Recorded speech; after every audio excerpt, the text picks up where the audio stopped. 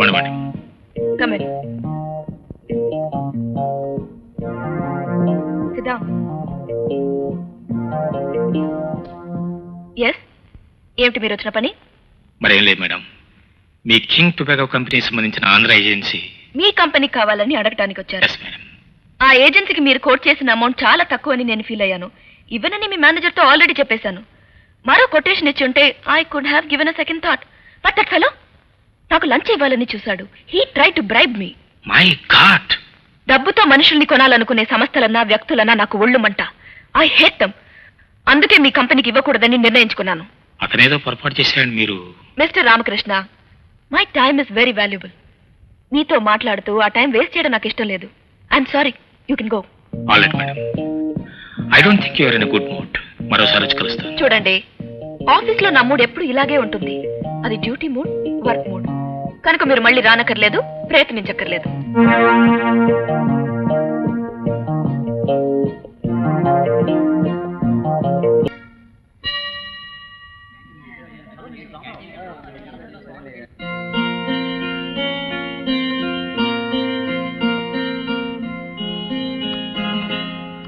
మీరింకా ఇక్కడే ఉన్నారేమిటి?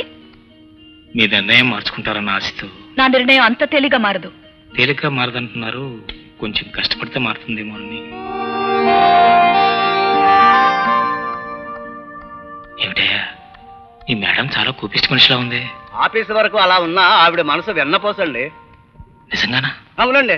ఒక రోజున కాఫీ అందివ్వబోతూ పొరపాటున ఆవిడ మీద కాస్త వలగబోసానండి. అంతే, కప్పెసరు కొట్టి గటావుట నరిసిందండి. ఉద్యోగం ఊడుద్దేమో అని భయపడ్డానండి. ఆ తర్వాత ఒకనాడు మా ఇంటిదానికి ఒంట్లో బాగోలేదని తెలిసి పిలిచి 500 ఇచ్చి డాక్టర్కి చూపించమందండి. మళ్ళీ నేను తిరిగి డబ్బు ఇవ్వకపోతే వద్దు ఉంచుకోమందండి. కష్టాల్లో ఉన్న మనిషిని చూస్తే కరిగిపోయే మనసండి ఆ అమ్మది. విజిటర్స్ ఎవరైనా ఉన్నారా? ఇప్పుడు ఎవరూ రాలేదండి. పొద్దుటొచ్చిన ఆ రామకృష్ణ బాబే అలా ఉండిపోయాడండి. ఆయన ఇంకా ఇక్కడే ఉన్నారా? అవునండి, భోజనాలకు కూడా వెళ్ళలేదండి. పోనీ టిఫిన్ అయినా తినకూడదా బాబు అంటే ఆకలితో నా ప్రాణం పోవడమే మంచిదయ్యా అంటూ అది అలా మాట్లాడాడండి. అతని పరిస్థితి చూస్తే ఏవో చాలా కష్టాల్లో ఉన్నట్టున్నా అండి. ఆయన ఒకసారి లోపలికి రమ్మను. పిలుస్తున్నారు. నేను చెప్పినట్టు చెప్పావా? తిండి కూడా తినలేదని ఆకలితోనే ఉన్నానని. అబ్బా, అలాగే చెప్పానండి. మీరు నాతో చికెన్ బిర్యానీ చేపల కూర తెప్పించి తిన్నారని ఎట్లా చెప్తానండి?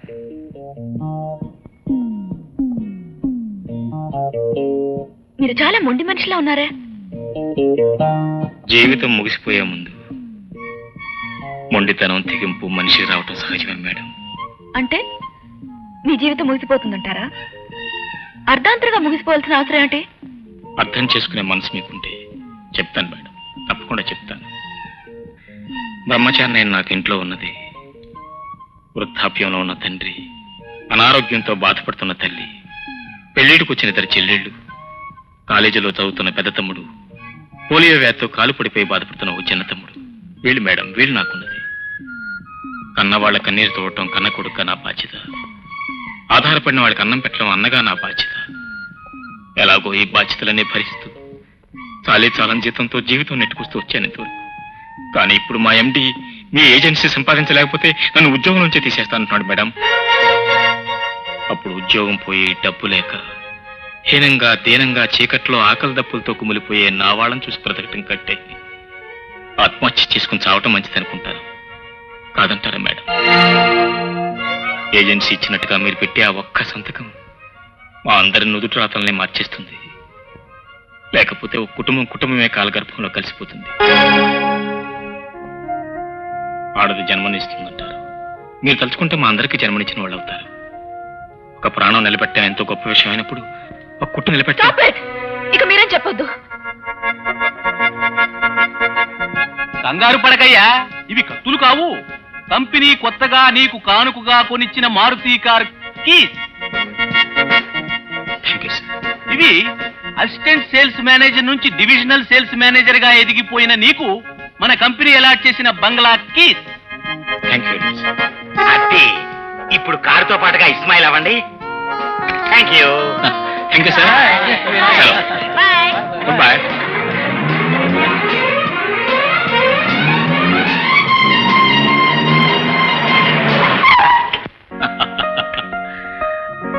Well, this is your hall, అంటే నీ అతిథుల సామ్రాజ్యం. This is our dining hall, అంటే విందుల సామ్రాజ్యం. కమా, ఇది మన మన్మథ సామ్రాజ్యం. అలసిపోయి వచ్చిన శ్రీవారు ఇలా అలవోకగా పవళించి ఉంటే శ్రీమతి గారు వచ్చి ముందు ముద్దిచ్చి ఆ పైన ఒక కప్పు కాఫీ ఇచ్చి, ఏమిటి శాంతి అలా డల్గా ఉన్నానంటే?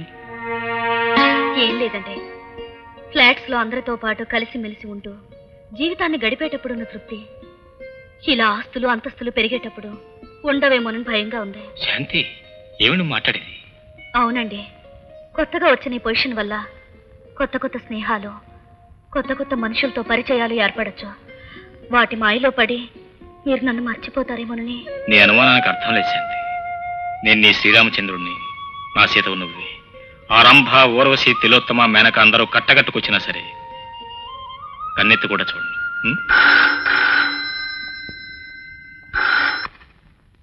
హలో, ఎవరండి మాట్లాడేది? ఏమిటి సార్, అప్పుడే మర్చిపోయారా? నేను ఆశాలతని. హలో, మీరా? నేను భక్త మీరానైనా కాకపోయినా మీరు మాత్రం ఖచ్చితంగా కృష్ణ పరమాత్ములే. వెన్నెలు దొంగతనం చేసి పారిపోయినట్టు ఏజెన్సీ పట్టేసి మళ్ళీ నాకు కనిపించకుండా పారిపోయారు. అబ్బే, అదేం లేదండి, ఏదో బిజీగా ఉండి. ఎంత బిజీగా ఉన్నా హెల్ప్ చేసిన మనిషికి ఒక పార్టీ ఇవ్వడం, అట్లీస్ట్ థ్యాంక్స్ చెప్పడం మర్యాద అనిపించుకుంటుంది. ఆ మాత్రం మర్యాద కూడా నేను నోచుకోలేదా? మీరంత మాట అనకూడదు. నేను ఇప్పుడే వచ్చేస్తున్నాను. ఇగో వెంటనే బయలుదేరుతున్నాను. ఎస్.